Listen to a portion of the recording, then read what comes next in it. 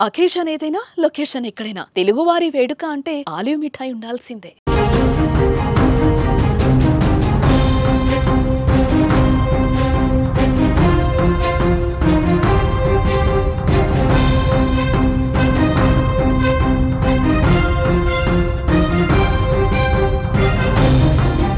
చేసిన పాపానికి ఫలితం కనిపించింది. ఇకనైనా మారుతుంది అనుకుంటే మన పొరపాటే. పాకిస్తాన్ తన నీచమైన బుద్ధి ప్రదర్శిస్తూనే ఉంది. పెహల్గాం ఉగ్రదాడికి ప్రతీకారంగా ఉగ్రవాదులను భారత్ చంపేస్తే పాక్ మాత్రం భారత పౌరుల ప్రాణాలు తీసేస్తోంది. చిన్నారులపై కూడా తూటాల వర్షం కురిపిస్తోంది.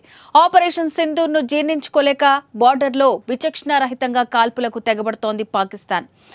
వాస్తవాధీన రేఖ వెంట కుప్వారా, బారాముల్లా, ఉరి, అఖ్నూర్ సెక్టార్లలో పాక్ రేంజర్లు కాల్పులు చేస్తున్నారు. నిన్నటి నుంచి ఆ దేశం జరుపుతున్న కాల్పుల్లో 15 మంది భారత పౌరులు మృతి చెందగా 50 మంది వరకు గాయపడినట్లు ఇండియన్ ఆర్మీ ప్రకటించింది. ఇక మృతుల్లో 4 చిన్నారులు కూడా ఉన్నారు. మృతులతో పాటు గాయపడ్డ వారంతా పూంచ్ జిల్లాకు చెందిన వారిగా గుర్తించారు. ఈ కాల్పుల్లో దినేష్ కుమార్ అనే ఓ ఆర్మీ జవాన్ కూడా అమరుడయ్యాడు.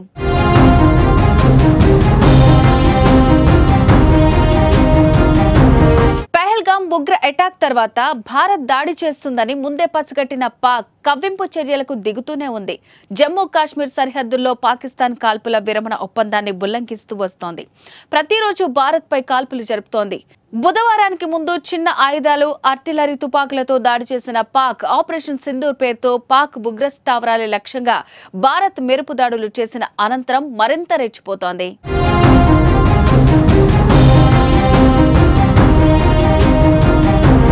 బుధవారం అర్ధరాత్రి తర్వాత కర్నా సెక్టార్లోని పౌర ప్రాంతాలను లక్ష్యంగా చేసుకుని షెల్లు, మోర్టార్లను ప్రయోగిస్తోంది. సాధారణ నివాస ప్రాంతాలే లక్ష్యంగా పాక్ సైన్యం కాల్పులకు పాల్పడుతోంది.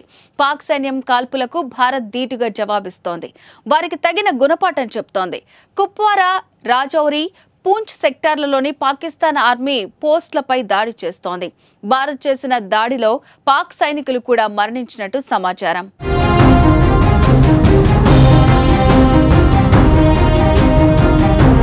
ఇరు సైన్యాల కాల్పులతో బోర్డర్లో హైటెన్షన్ వాతావరణం నెలకొంది. సరిహద్దు గ్రామ ప్రజలు భయంతో వణికిపోతున్నారు. ప్రాణాలు అరచేతిలో పెట్టుకుని సురక్షిత ప్రాంతాలకు వెళ్లిపోతున్నారు. కొందరు బంకర్లలో ఆశ్రయం పొందుతున్నారు. ఈ కాల్పులు పూంచ్ సెక్టార్కు మాత్రమే పరిమితమయ్యాయి. ప్రాణ నష్టం సైతం అక్కడే ఎక్కువగా జరిగిందని అధికారులు వెల్లడించారు. తాజా పరిస్థితుల నేపథ్యంలో సరిహద్దు జిల్లాల్లో విద్యా సంస్థలను ప్రభుత్వం మూసివేసింది.